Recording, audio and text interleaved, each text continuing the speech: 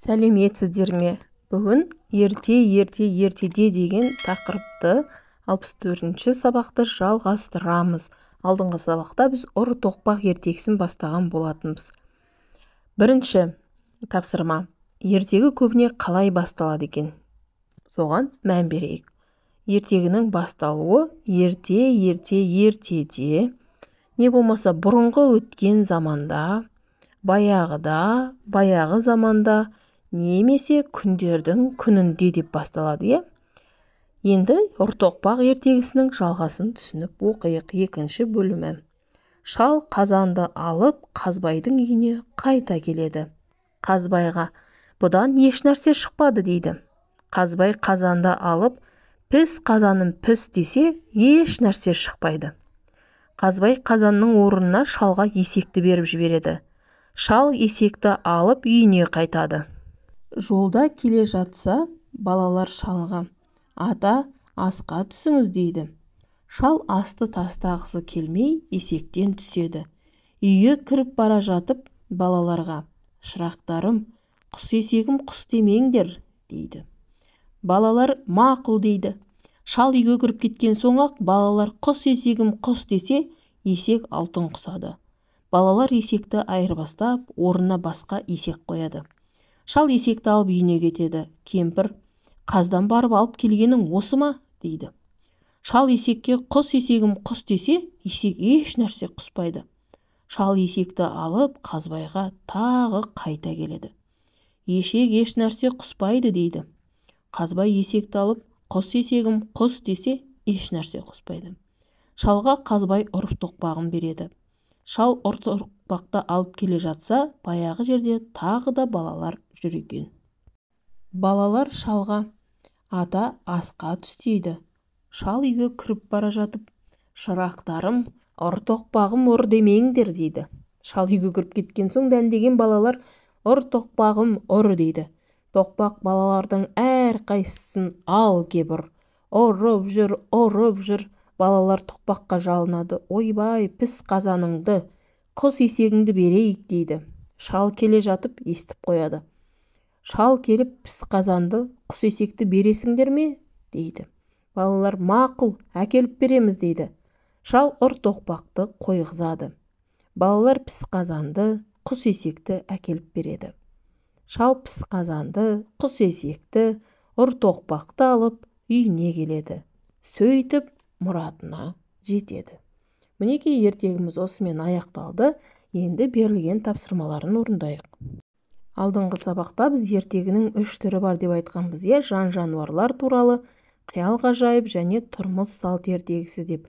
Осы ұры тоқпақ ертегісі қай топқа жататынын табайық. Әрине бұл қиял ғажайып ертегісі, өйткені өздігінен тамақ пісіретін қазан, алтын құсатын есек және ұры тоқпағым ұр дегенде ұратын тоқпақ бұл адамның қиялынан туған. 3-ші тапсырмада осыны белгілейміз.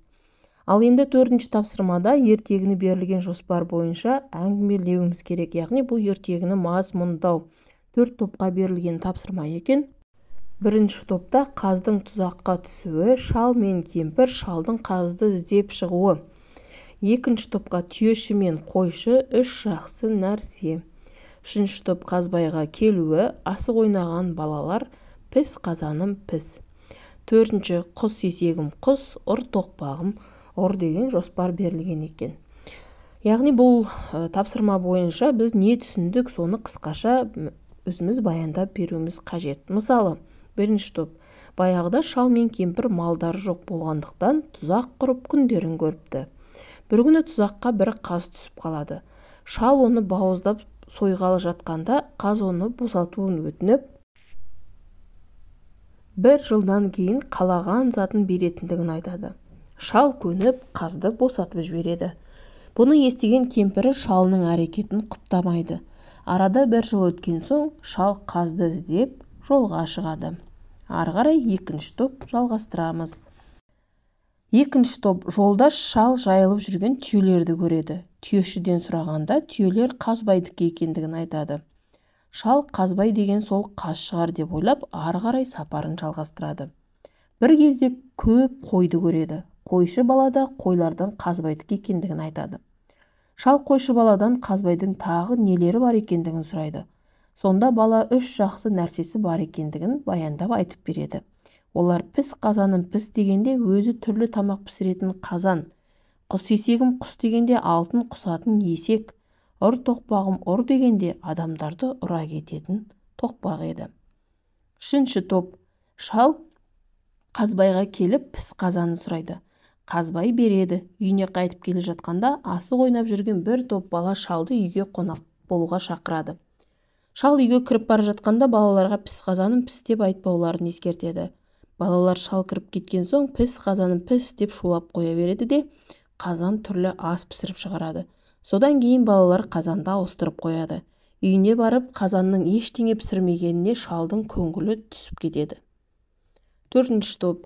Шал қазбайға піс қазанды апарып береді де одан ештеңе шықпағанын айтады. Қазбай есекті береді. Жолда тағы да манағы балалар шалды асқа шақырады. Кіріп бара жатып құс есегін құс демеңдер деп ескертеді. Қызық көрген балалар шал кеткен соң құс есегім құс деп есектің алтын құсқанын көріп, оны да ауыстырып қояды. Үйіне апарғанда кемпір қазбайдан есек алып келгеніне наразы болады. Есектің алтын құспағанына шал да таң қалады. Сөйтіп қайтадан қазбайға барып ұр тоқпағын алады. Әдеттегідей балалар тағы да шалды қонаққа шақырып, шалдың ескертуіне құлақ аспай, тоқпақтан аямай таяқ жейді.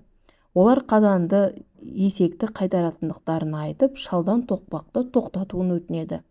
Шал тоқпақты тоқтатып, қазан, есек, тоқпақты алып үйіне қайтып, мұратына жетіпті. Мінеки осылайша түсінгендеріңді қысқаша баяндап беруге болады.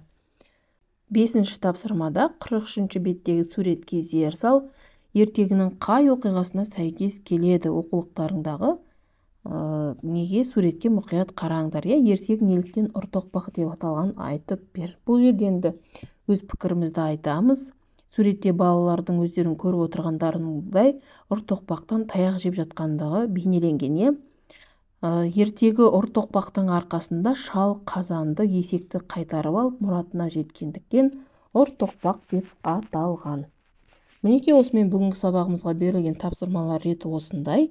Келесі сабақта кездескенше сау болыңдар.